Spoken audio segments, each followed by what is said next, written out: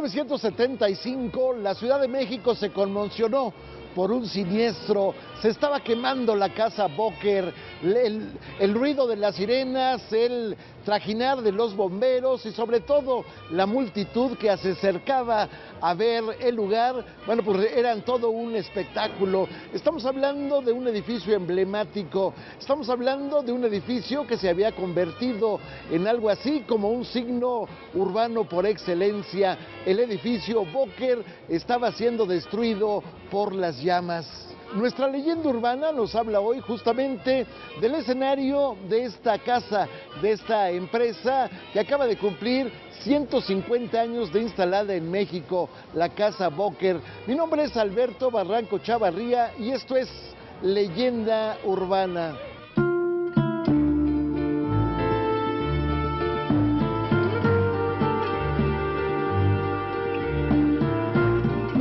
Tengo el placer de estar con Klaus Boker. Muchísimas gracias por estar otra vez con nosotros en Leyenda Urbana, pero esta vez cumpliendo 150 años. Muchas gracias.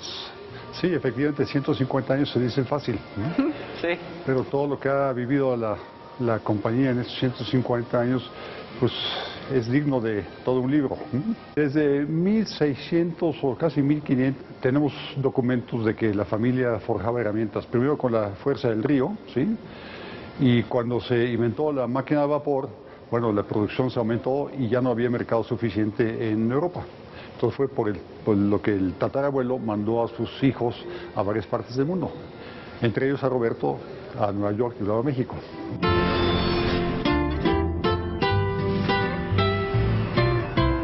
La Casa Boker tuvo 3 efemérides el año pasado: 150 años de la llegada a México, 115 años de la construcción de este edificio emblemático y 40 años de aquel incendio que casi desvanecía la ilusión de tener un edificio de una belleza tan singular. En el recuerdo estaba la llegada a México de las máquinas de coser Singer, la llegada a México de las máquinas de los carros de vapor Studebaker y también la llegada a México de las primeras máquinas de escribir conocidas como Underwood. La Casa Boker, un emblema fundamental en los hitos del centro histórico de la Ciudad de México.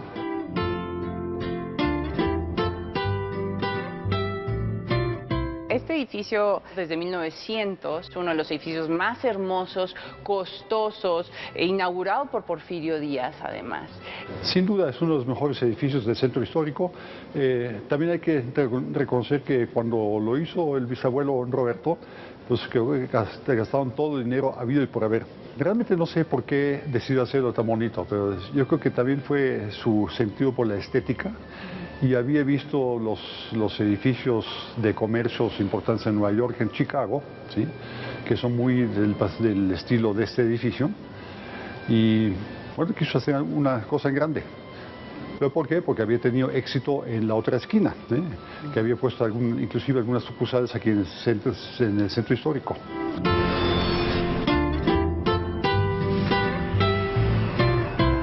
La raíz hay que ubicarla en un poblado alemán llamado Rheinfeld, muy cerca de las ciudades de Colonia y de Düsseldorf. En este marco, la familia Boker había creado todo un consorcio en relación con la fabricación de herramientas, básicamente dentro del escenario de la industria metálica.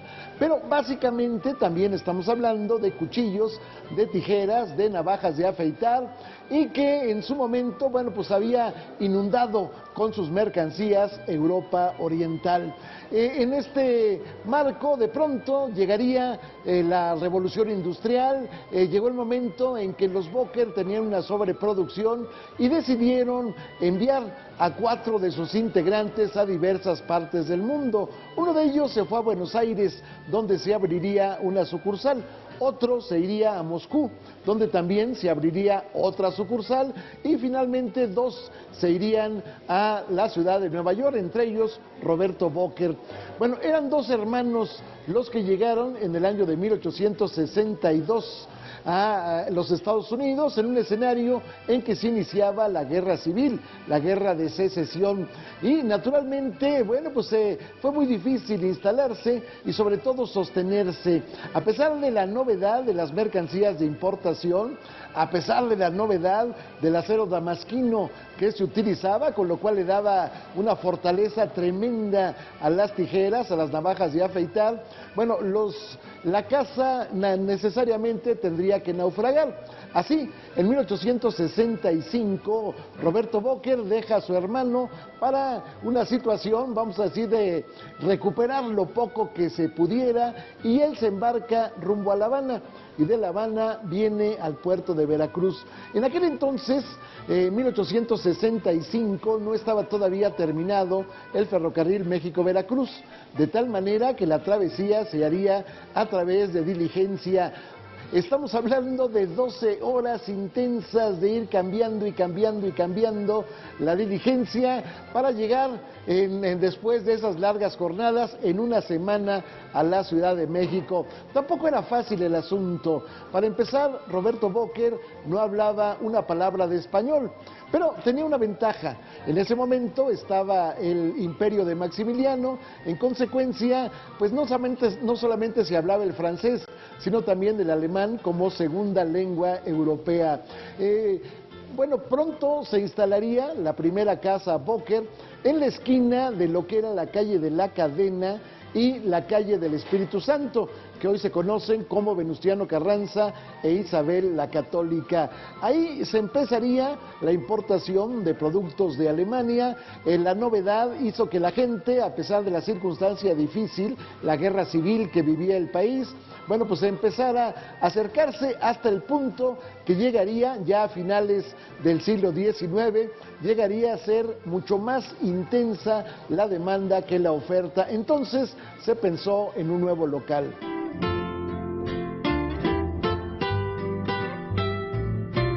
El bisabuelo, de hecho, vino con la máquina Singer en la mano a México y la comercializó en México con gran éxito. Pero era también la empresa una filial de una o corresponsal de una aseguradora, ¿sí? Entonces había una variedad impresionante de productos. Qué y curioso. teníamos un catálogo que se editaba mensualmente con un tiraje muy elevado, y como un catálogo de hoy en día, pero imagínate, hace 100 o más de 120 años, ¿sí? Era algo totalmente novedoso. Pues muchísimas gracias, Klaus. Felicidades ustedes, por sí. estos 150 años. Gracias.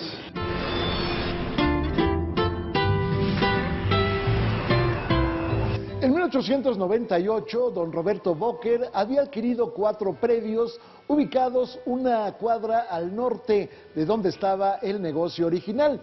En este lugar estaba, o alguna vez estuvo, el Hotel de la Gran Sociedad. Ahí estaba también el famosísimo Café de la Gran Sociedad, que era uno de los sitios preferidos por los que entonces se les llamaba cabezones, es decir, intelectuales. Ahí estaba desde Guillermo Prieto hasta Ignacio Manuel Altamirano, degustando pues, pero sobre todo disfrutando de la tertulia, de la plática intensa, a veces del debate. Pero ahí, en el Hotel de la Gran Sociedad, se había cometido un crimen deleznable en el año de 1850. Se había asesinado a puñaladas al diputado liberal Juan de Dios Canedo. Este crimen había horrorizado, pero también indignado a la sociedad, que no paró hasta que no se viera el desfile de los hombres que habían cometido el crimen. Vamos a pasear por la ciudad y llevarlos finalmente al cadalso. Pero ahí estaba también el portal, en otro de los predios, el portal del Águila de Oro. Bueno, tirado todo esto, finalmente se buscaría la construcción de un edificio verdaderamente impresionante. En su momento, el más elegante, el más lujoso de la Ciudad de México. Durante 14 meses se realizaría la obra. En la cimentación se encontrarían, después de escarbar profundamente para, sostener el coloso de 3 pisos, se habían encontrado vestigios arqueológicos y al mismo tiempo, bueno, pues empezaba una de las más, yo diría, soberbias construcciones de la Ciudad de México. ¿Quiénes llegarían a la escena? dos arquitectos de Nueva York de nombre de Lemos y Cardes. Ellos tenían como credencial haber construido los almacenes Macy, que todavía funcionan allí en Nueva York. Pero curiosamente, la construcción se haría en un escenario que pareciera que estaba justamente ubicada en la ciudad de Nueva York.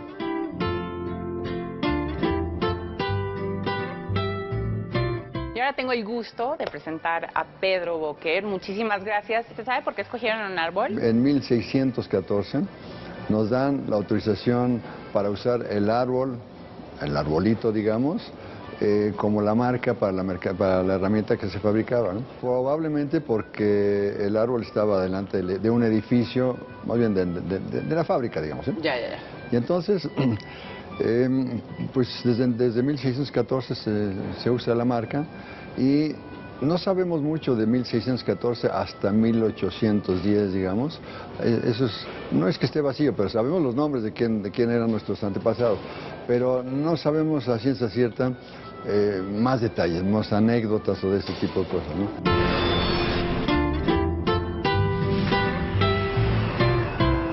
La construcción de la obra la realizaría el ingeniero mexicano Gonzalo Garita. Él fue el mismo que cimentaría años después el edificio conocido como el Palacio de Correos, un edificio que se mantiene incólume al paso de terremotos y demás. Bueno, este edificio tiene una serie de características interesantes. Por ejemplo, se usó doble vidrio para cerrar las ventanas. Estamos hablando de vidrios que fueron traídos de Bélgica, pero lo interesante del caso es que la intención era que el doble vidrio, bueno, aislara al edificio de los fríos invernales, cuando en México no teníamos esa característica. Al mismo tiempo se incluyó calefacción dentro del edificio, cosa que tampoco era necesaria en nuestro país. Como sea, este edificio está al margen de los ruidos por el doble vidrio del centro histórico de la Ciudad de México.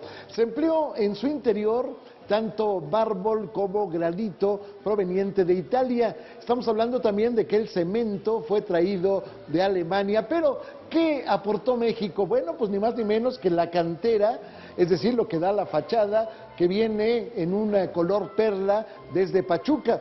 También estas columnas de carácter jónico se utilizaron con materiales traídos de Nayarit. Un edificio que desde el principio asombró a la Ciudad de México por los ojos que tiene, por su mirador impresionante y sobre todo por la belleza y la armonía arquitectónica. 3 pisos para un negocio que estaba verdaderamente entrando al gusto de los habitantes de la Ciudad de México. Aquí había, decíamos, desde en su momento herramientas de todo tipo, había también todo tipo de materiales. Por ejemplo, estamos hablando de elementos, pedazos de lo que serían los coches tirados por caballos, había los propios coches, había también en su momento los primeros carros de bomberos y al mismo tiempo también podemos hablar de una gama importante de herramientas de acero, desde cuchillos hasta tijeras. Por ejemplo, aquí llegarían como la gran novedad las tijeras alicatas, que, bueno, pues sirven para cortar las uñas de los pies. Ya sabes, está en todos los puestos de periódicos la nueva revista central del mes de marzo. George Clooney, casado, feliz y perfecto. No te la puedes perder, la revista central.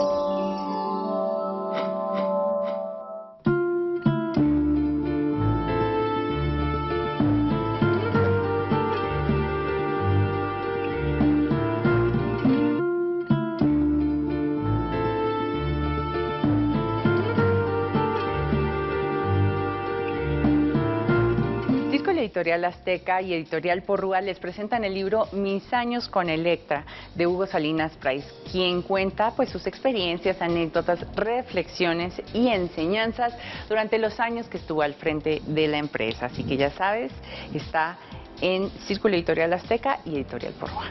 Recién llegado a México, el húngaro judío Guillermo Kahlo, padre después de la famosísima pintora Frida Kahlo, le encomendarían un trabajo de fotografía, quizás uno de los primeros importantes que tuvo en su vida. Estamos hablando de que don Roberto Boker le encarga llevar desde el principio hasta el final la construcción, es decir, ir creando la bitácora de cómo estos 4 terrenos se transforman en el edificio que sería llamado Casa Boker. La inauguración se realizaría el 3 de julio del año de 1900. Ahí estaba el presidente Porfirio Díaz, ahí estaba Guillermo Kahlo tomando la escena solemne en que un grupo de alemanes estaba atestiguando el corte del listón. De estas fotografías, pues no solamente se conservan algunas, sino que además se plasmaron en un libro donde, bueno, pues se ve la epopeya de cómo se fue construyendo, cómo se fue realizando este edificio emblemático.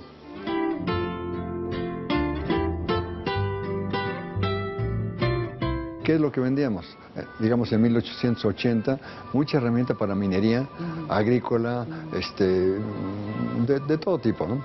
Para 1897, 98, ya no cabía lo que se vendía, ya no cabía en la tienda que se tenía aquí a una cuadra, y abrieron 2 sucursales aquí en el mero centro para vender cosas ya diferentes, ¿no?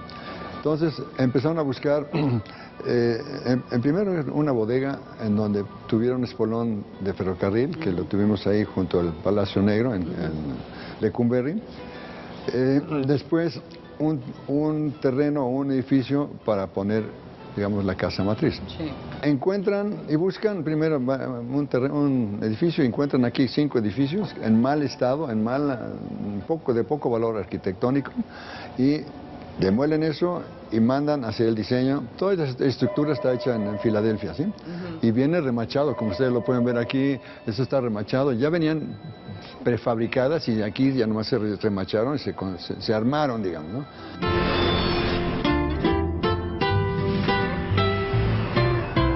La novedad de la Casa Boker en las calles de hoy, Isabel la Católica y 16 de septiembre, era no solamente la variedad de los artículos que venía, todos de importación, sino que además, bueno, pues había una fila de mostradores que llevaba hacia la escalera central, una escalera impresionante por su belleza. Bueno, resulta que la gente, por alguna circunstancia, no se atrevía a subir la escalera. A pesar de que en el primero y en el segundo piso había exhibiciones de lo mejor que tenía la casa. La gente llegaba y se quedaba ahí. Finalmente, ante esa situación, en 1908 se decidió vender la escalera al gobierno de Veracruz. Usted la puede encontrar exactamente en el Palacio de Gobierno que está allá en Jalapa. Se había terminado pues esta impresionante introducción hacia el interior de la casa, pero bueno, finalmente esta empresa resistiría una serie de situaciones difíciles, por ejemplo, toda la guerra que hubo, la guerra interna, la guerra civil de la Revolución Mexicana. Estamos hablando también posteriormente de la Primera Guerra Mundial. Posteriormente llegaría la Gran Depresión en el año de 1929 y finalmente, bueno, pues habría un escenario en que se afectaría la Casa Boker por la Segunda Guerra Mundial. Durante 5 años, de 1943 a 1948, el gobierno había tomado la empresa por ser de alemanes. Muchos alemanes habían sido apresados en la situación en que México entraba en conflicto con el eje, es decir, Alemania, Japón, Italia. Y bueno, pues los Boker no fueron llevados a ningún lugar, pero finalmente la tienda sería intervenida. El gobierno tomó el control de ella y en 1948 se le regresaría a sus auténticos propietarios.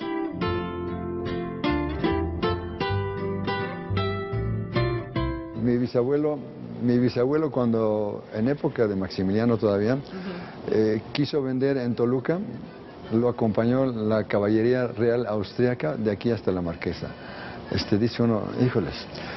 Luego, en época de Juárez, como vendían ya herramienta para minería, y no había forma porque había pues guerrillas en el camino, en el Bajío, tuvo que hacer el viaje México, Puebla, Veracruz, embarcarse a Tampico y subir para llegar a Zacatecas, a Guanajuato. Y de regreso igual, dice uno, imposible pensar eso hoy, ¿no? Hoy agarramos un coche y vamos en 3 horas o 4 horas a esos lugares, ¿no?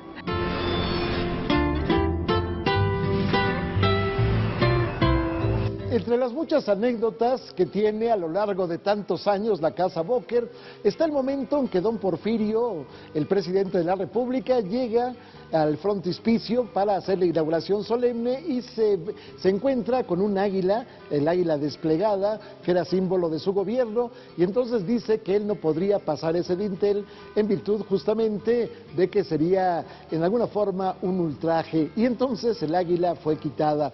Pero también resulta que en Alemania se creó, se patentó un instrumento para poder arquear la madera, y entonces llegarían a México las primeras sillas de bejuco, aquellas que en su momento llegaban a las salas de principios del siglo, de mediados del siglo XX, pero también estamos hablando de las mecedoras. La Casa Boker vendía como si fuera pan caliente esta mercancía.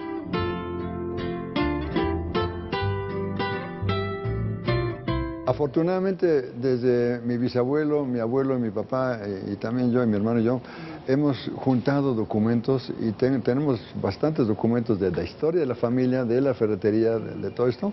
Y a raíz de haber cumplido 150 años, dije, vamos a hacer algo diferente, vamos a hacer una exhibición. Yo colecciono herramientas manuales desde hace muchísimos años, desde que empecé a trabajar aquí hace un rato. Y aquí te hemos exhibido, está abierto al público con mucho gusto y los invitamos a que pasen. Tenemos a 2 personas que con mucho gusto, o sea, vendedores de la tienda que les ha encantado presentar esto, porque pues, digo, yo con mucho gusto también los guío, les enseño las cosas, ¿no? Pero realmente tengo que estar trabajando aquí, ¿eh? Son tesoros de la familia Boker. Así es, son tesoros, exactamente. Son tesoros nuestros y que las coleccionas con cariño y le tienes una relación muy cercana, ¿no? Porque siempre he buscado herramientas vendidas por la empresa, ¿no? Y he encontrado bastantes, ¿no? Desde el teléfono, de esos que nomás descolgabas, ya estabas comunicada con la operadora, ¿no? Entonces ese tipo de cosas como son muy bonitas.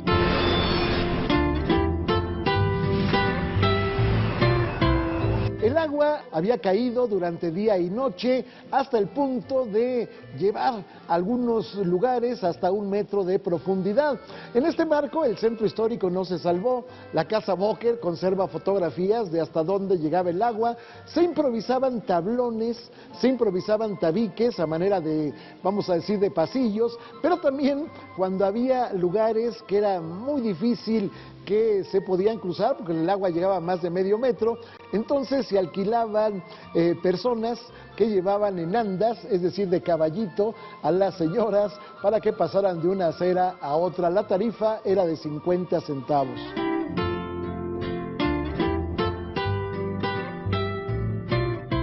Pues hemos pasado otros ratos menos buenos, como en 1951, la gran inundación de toda esta parte de la ciudad, que fue pues realmente grave durante varias semanas, pero muchas semanas, todo era impasable aquí esta parte.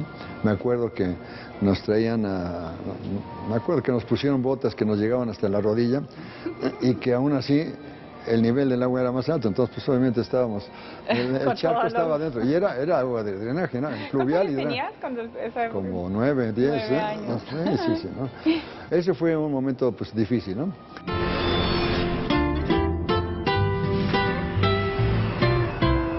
Dueña de colosales almacenes en el rumbo de Lecumberri, la Casa Boker conserva en su almacén pequeñito de recuerdos, vestigios del incendio de 1975. Ahí están, por ejemplo, herramientas cuyo estuche fue achicharrado en tal forma que las apresó. Pero estamos hablando de que después vendría una situación diferente en el país, después de que México había entrado a la Segunda Guerra Mundial. se inició un proceso de sustitución de importaciones y entonces la Casa Boker se convertiría ya no en la tienda por excelencia de importaciones europeas, principalmente alemanes, sino en una ferretería, que es lo que se conserva hasta nuestros días. El edificio fue reconstruido totalmente, hubo la presencia de 2 arquitectos mexicanos que le darían estrictamente la fisonomía hacia el interior. La fachada se conserva absolutamente intacta.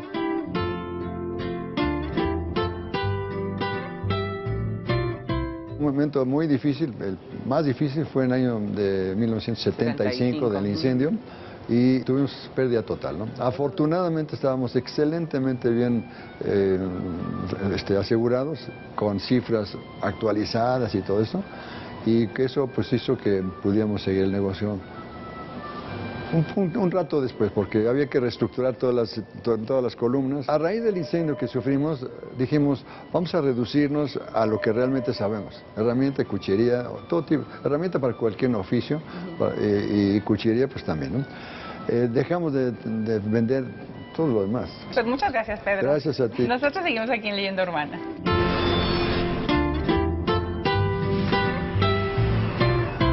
En 1912, a los 69 años, moriría don Roberto Boker. Sin embargo, la tradición se mantiene intacta a través de 4 generaciones. Ahí está el apellido, pues, conservando esta maravillosa tienda que verdaderamente es uno de los grandes alicientes para la memoria. Ahí está el recuerdo de los sidecar que llevaban las mercancías, es decir, el carro que iba acompañado de una motocicleta que llevaba las mercancías a las casas, las lujosísimas camionetas que también tocaban pues con el recuento de lo que se había comprado. La Casa Boker, 150 años de presencia en México, pero sobre todo un edificio que se volvió parte íntegra, digamos que es como parte fundamental del centro histórico y desde luego de todos los que habitamos en la Ciudad de México. Gracias por haber estado con nosotros en esta Leyenda Urbana.